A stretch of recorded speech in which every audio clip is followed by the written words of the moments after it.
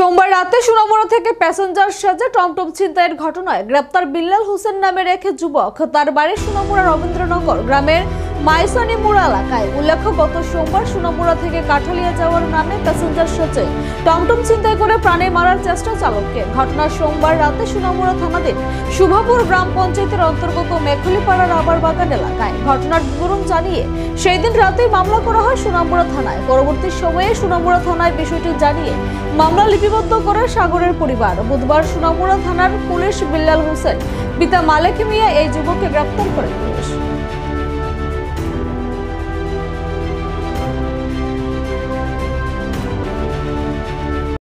গত সোমবারে 28 তারিখ রাত প্রায় 8টা থেকে 9টার মধ্যে আমরা একটা গাড়ি প্রথম দুইটা গাড়ি লোক কন্ট্যাক্ট করছে।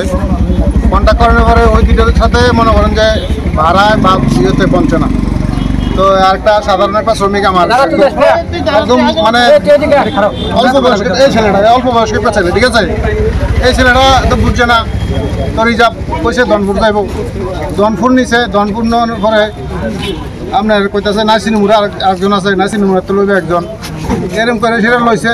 নাইসিনিমুড়াতে একজন দনপুর গেছে, দনপুরকে যাওয়ানোর পরে কইতেছে আমরা একটু কাঠালে দিয়ে আমরা কাঠালে বন্ধুর বাড়ি আছো, ওইখানে থাকুক। ওইখানে যে কইতেছে ফোন করে সেটা কইতেছে, ফোন রিসিভ করে না। ভাই ঠিক আছে, আমরা আবার নাইসিনিমুড়া দেন, নাইসিনিমুড়া আরেকজন বন্ধু আছে, ওইখানে থাকুক। এই করতে করতে কাঠালিয়াতে ঘুরে আনছে আবার নাইসিনিমুড়া আইনে একদম মনে করেন নাইসিনিমুড়া লাশ সীমানা জঙ্গলে নিয়ে সেটা হেরে মারধর করছে প্রচণ্ড।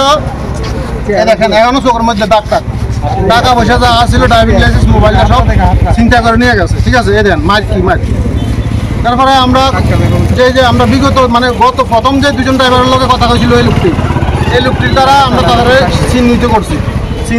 কালকে সারাদিন আমরা পাইছি না। আজকের দিনে আমি টমটম শ্রমিকের সেক্রেটারি, ঠিক আছে।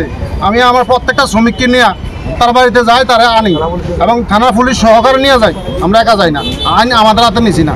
এখন আমাদের দাবি হইল 24 ঘন্টার মধ্যে আরও দুজন আছে বাকি, এই দুজনকে যদি থানা পুলিশ অ্যাটাক করে না মানে গ্রেপ্তার করতে না পারে, আমরা বৃহত্তর আন্দোলন যাবো, এমনকি সোনামুড়া স্তব্ধ করে দিতে বাধ্য। আমাদের দাবি হইল এই উগ্রবাদীদের, এই সন্ত্রাসীবাদীদের অতি সত্বর গ্রেপ্তার করতে হবে। অন্যত আগামী দিন আমরা সোনামুড়া স্তব্ধ করে দেবো, পুরা টোটাল বন্ধ করে দেবো। কেন আমাদের এই সাধারণ শ্রমিকের উপরে আমাদের এখানে শ্রমিকরা প্রত্যেকে বেশিরভাগ আছে আপনার আন্ডার গ্রাজুয়েট, অথচ আমরা নিরুপায় হয়ে আজকে টমটম চালাতেছি। আমরা তো কারোর সাথে কোনো খারাপ ব্যবহার করি না। সবাইকে আমরা রাতে 8টা 9টা 10টার দিকে গাড়ি চালাই, যাতে মানুষকে আমরা সুস্থভাবে নিয়ে তাদের গন্তব্যস্থলে পৌঁছাইতে পারি। কিন্তু এই জায়গাতে নিয়ে আমাদের উপরে এত বড় অ্যাটাক করবো, এটা এত আমাদের তরফ থেকে বা আমাদের কমিটির পক্ষ থেকে এটা আমরা মানিয়ে নিতে পারতাম না। আমাদের দাবি হইল এই যে উগ্রবাদীদের, এই যে সন্ত্রাসবাদীদের যারা এই সমস্ত কাজকর্ম সংযুক্ত আছে, সোনামুড়া পুরোটাই এই ট্যাবলেট ব্যবসা যুক্ত।